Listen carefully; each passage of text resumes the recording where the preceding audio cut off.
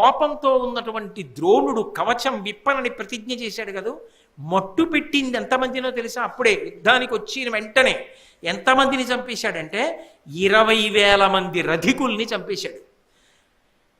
500 రథాలు ముక్కలు ముక్కలు చేశాడు. 10,000 ఏనుగులు చంపాడు. 10,000 గుర్రాలు చంపాడు. ఇంతమందిని చంపేశాడు. అగ్నిహోత్రంలా ఆక్రమిస్తున్నాడు. ఆయనని ఆపగలిగిన వాళ్ళు లేరు. ఎవరు ఆపగలరు అని ఆలోచన చేస్తున్న సమయంలో శ్రీకృష్ణ భగవానుడు వచ్చి ధర్మరాజు గారితో ఒక మాట చెప్పాడు. అడరి ఈ దివసము అపరాహ్నమునకు ద్రోణుడని చేసినట్లయినా తృంగిపోకయుండ నేర్తురే ఇక్కడ యోధులెవ్వరైనా విను నుతిగాదు సత్యమ్ము సొమ్ము. అపరాహ్నం అంటే మధ్యాహ్నం తర్వాతి కాలం. ఇక ద్రోణుడు ఏదో రోజులు యుద్ధం చెయ్యక్కల్లా. ధర్మరాజా నీకు ఒక్క మాట చెప్తున్నా, ఇప్పుడు మధ్యాహ్నం అయింది, సాయంకాలం వరకు ద్రోణాచార్యుల వారు ఇలాగే యుద్ధం చేస్తే చాలు, నీ వైపు ఇక ఎవరు ఉండరు, ఖాళీ అయిపోయింది ఇవాళతో యుద్ధం. ఆ సమయం చాలు ద్రోణుడికి. ఎలా విజృంభించి ఉన్నాడో చూసావా? ఆపలేవు. ఆయన విడిచిపెట్టేయాలంటే శరీరం అప్రియమైన వార్త చెప్పాలి. అప్రియమైన వార్త చెప్తే తప్ప మరణించాడు. ఆయనకు అప్రియమైన వార్త ఏది? ఆ కుమారుడు మరణించాడని చెప్పాలి. అశ్వత్థామ చనిపోయాడని చెప్తే అప్పుడు మరణిస్తాడు. ధర్మరాజా నువ్వు చెప్పాలి, తప్పదు. అప్పటికే భీముడు ఒక పని చేశాడు. వెంటనే ఆ మాళవరాజు యొక్క ఏనుగుంది, దాని పేరు అశ్వత్థామ. తన గదాదండంతో ఆ ఏనుగుని చంపి గబగబా వచ్చి ద్రోణాచార్యుల వారి దగ్గరికి వెళ్ళి అశ్వత్థామ మరణించాడు అన్నాడు. ఆయన ఒకసారి ఇలా చూశాడు, నీ మాట ఎవడు నమ్మాడని యుద్ధం చేశాడు. ఆయనేం ఆగకుండా యుద్ధం చేసి మట్టు పెట్టేస్తూనే ఉన్నాడు. కించిత్తు కూడా వెనక్కి తగ్గల. ఈలోగా సప్తర్షులు, కశ్యపాదులు, మిగిలిన ఋషులందరినీ వెంట పెట్టుకుని దివ్యమైన రూపాలతో, సూక్ష్మ రూపాలతో ఎవ్వరికీ కనపడకుండా యుద్ధభూమిలోకి వచ్చారు. ద్రోణాచార్యుడి దగ్గరికి వెళ్ళారు. బ్రాహ్మణుడవు, ఇంతకాలం విలువిద్య నేర్పావు, నీ శిష్యులు పాండవులు ధర్మంలో ఉన్నారని తెలుసు, ఎందుకు ఇంత పెద్ద యుద్ధం చేసి ఇంతమందిని తెగటార్చేస్తున్నావు? ధర్మాన్ని నిలబడనివ్వవా? ధర్మాన్ని గెలవనివ్వవా? ఇంకా నీకు ఆయుర్దాయం ఎంతో లేదు, అయిపోతుంది నీ ఆయుర్దాయం. మా మాట విను, ఇప్పటికైనా అస్త్రములను విడిచిపెట్టేసి యోగ సంబంధమైనటువంటి ప్రజ్ఞలో నిలబడి శరీరమును విడిచిపెట్టి ఇక యుద్ధం చెయ్యవద్దు. బ్రాహ్మణుడిగానే శరీరం వదిలిపెట్టేసి ఇప్పటికి చేసింది చాలు అని చెప్పి వాళ్ళు అంతర్హితులైపోయారు. ఆయన మాత్రం యుద్ధం విడిచిపెట్టల. ఆ ఊపటువంటిది, అటువంటి యుద్ధం చేసేస్తుంటే శ్రీకృష్ణ పరమాత్మ వెళ్ళి ధర్మరాజుతో చెప్పాడు, నువ్వు ఇలాగే గురువుగారు అయ్యో అబద్ధాలు ఆడటమా, అబద్ధాలు ఆడితే ఏమైపోతుంది, చక్కగా కూర్చుంటే ఎవ్వరూ ఉండరు సాయంకాలానికి, నీ ఇష్టం, నీకు మిగిలేదా సత్యం ఒకటే. కానీ యుద్ధం అనేటటువంటి దాంట్లో ధర్మాన్ని నిలబెట్టడం తప్పదు. ఎందుకు చెప్తున్నాడు కృష్ణ పరమాత్మ అంటే, చేసిన దోషాలున్నాయి, పడిపోవాలి. ఆయన ఫలితాన్ని ఇవ్వవలసిన వాడు, అందుకని ఫలితాన్ని ఇప్పిస్తున్నాడు. ఒకనాడు నిండు సభలో ఒక పతివ్రత ధర్మం అడిగితే చెప్పలా. సభలో ధర్మాత్ముడు ఉండి కూడా అడిగినప్పుడు ధర్మం చెప్పకపోతే పరమేశ్వరుడు అంగీకరించాడు. అందుకు పడిపోవలసింది. ఒకనాడు అభిమన్యుడిని కపటోపాయం చెప్పి పడగొట్టావు, దాని ఫలితం ఇప్పుడు ద్రోణుడు పడిపోవలసింది. అన్యథా పడడానికి వీల్లేదు. కీడు వార్త వింటే తప్ప విడిచిపెట్టడం శస్త్రములను. అందుకని కీడు వార్త చెప్పవలసిందే. ధర్మరాజా చెప్పు అన్నాడు. అనుమానం వచ్చింది ద్రోణాచార్యుల వారికి. ఏదో వీళ్ళందరూ మాట్లాడుకుంటున్నారు, నా కొడుక్కి నిజంగా ప్రమాదం వచ్చిందా అని ధర్మరాజు వంక తిరిగాడు. ధర్మరాజా, నేను ఎవ్వరి మాట నమ్మను, నువ్వు అబద్ధమాడవు, నిజం చెప్పు, నా కొడుక్కి ఏదైనా ప్రమాదం వచ్చిందా అని అడిగాడు. ఒక్క క్షణం ఆలోచించాడు ధర్మరాజు. చెప్తే గురువుగారు పోతారు, చెప్పకపోతే తను పోతాడు. కాబట్టి అనృత భయము ఆజి జయము గొనియడు తమకంబు పెంపు కుదియింపంగా పాండు నరేంద్రుడగ్రతనయుండు అనుమానము వాయుబెట్టి అస్త్రగురునితో.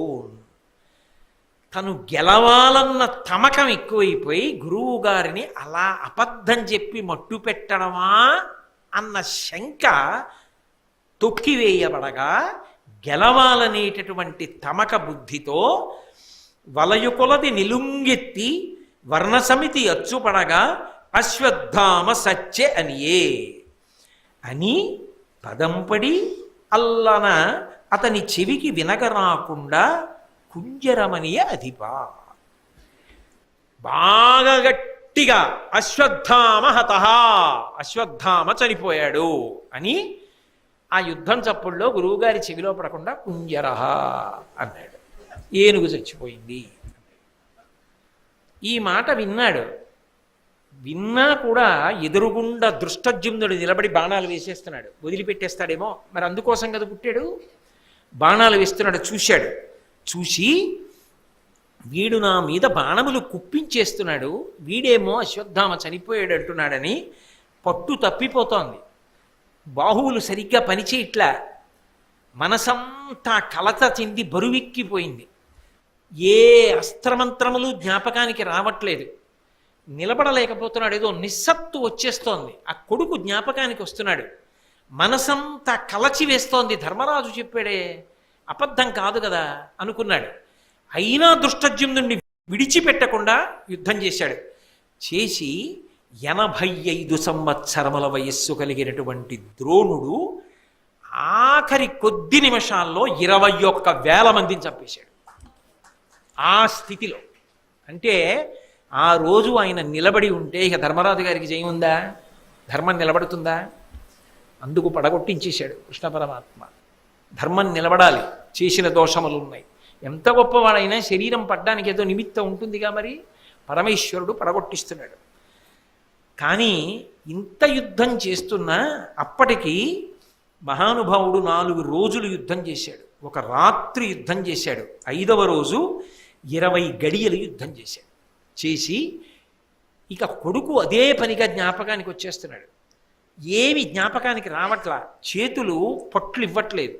ఇక యుద్ధం చేయలేనని తెలిసిపోయి సంగరంబున తన్విసని శాంతి పొందిన చిత్తంబుతో తమ సేన దిక్కు కనుగొని పిలుచ, ఓ కర్ణ, ఓ కృప, ఓ సుయోధన, పోరనన్నొత్తి ఎప్పుడు చెప్పుదు, ఏను నా చేతనైనంతయు చేసితి, ఇంక నిశ్చింత వృత్తి సుగతి జనగోరి తగ ముజ్జగించద బాణాసనంబు బాణములను తెలివిగలిగి మనుండని పలికి శరశరాసనములూడ్చి తీరిపై ననఘమూర్తి ఒప్ప కూర్చుండి సంభృత యోగనిష్టనుంది తేజోమయాత్ముడయ్యుండె నధిపా.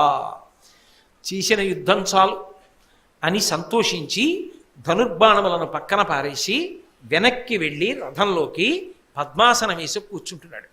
కూర్చుంటూ ఒక్కసారి పిలిచాడు.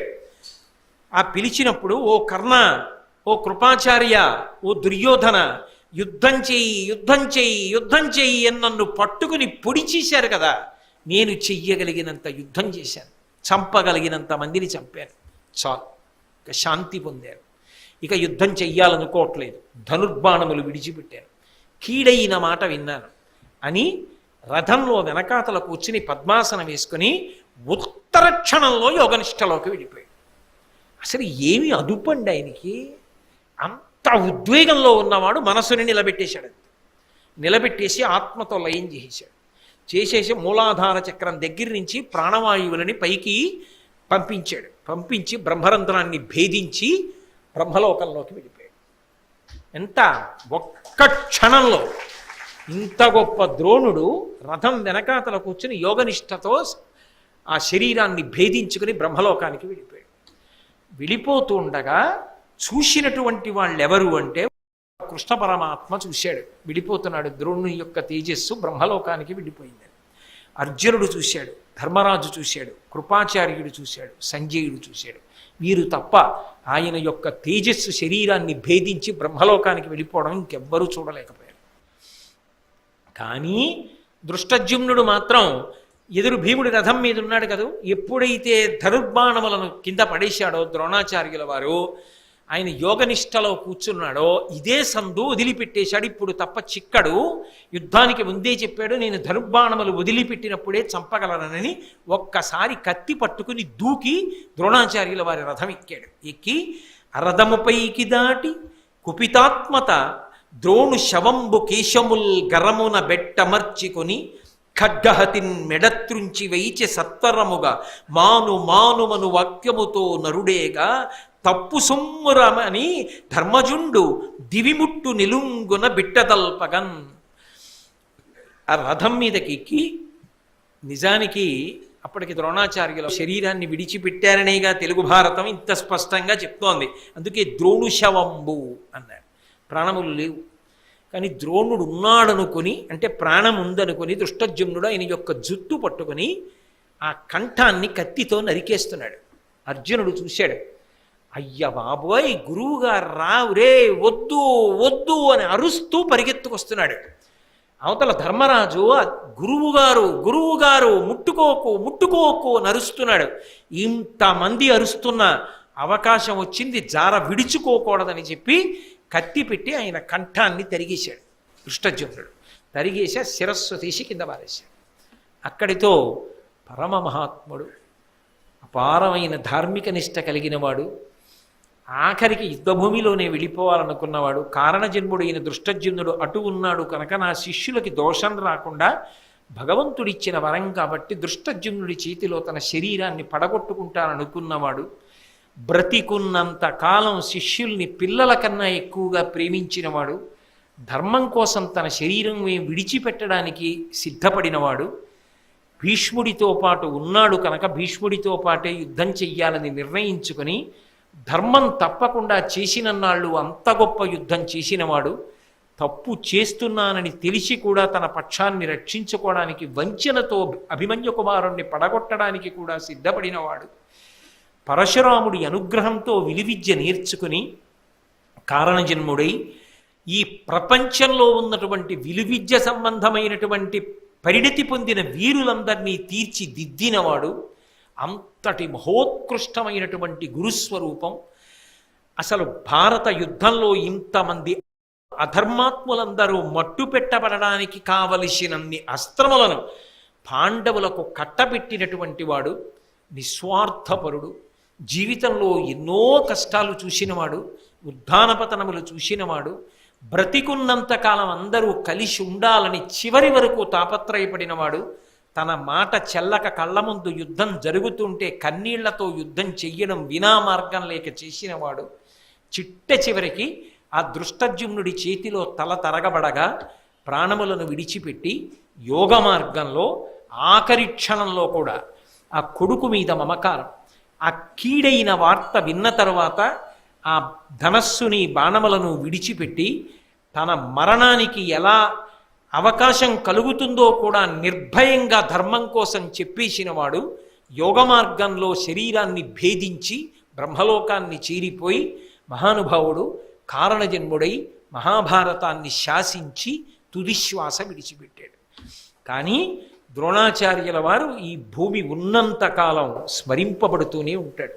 ఆయన జీవిత చరిత్ర నుండి మనం ఎన్నో విషయాలు తెలుసుకుంటూ ఉంటాం. అందున గురు శిష్య సంబంధానికి సంబంధించినంత వరకు ద్రోణుడి యొక్క జీవితాన్ని పరిశీలనం చేసినప్పుడు మనకి ఎన్నో విషయాలు అందుతాయి. ఒక శిష్యుడిగా మనం ఎలా బ్రతకాలి, ఎంత గురుభక్తితో ఉండాలి అన్న విషయాలు మనకు అందుతాయి.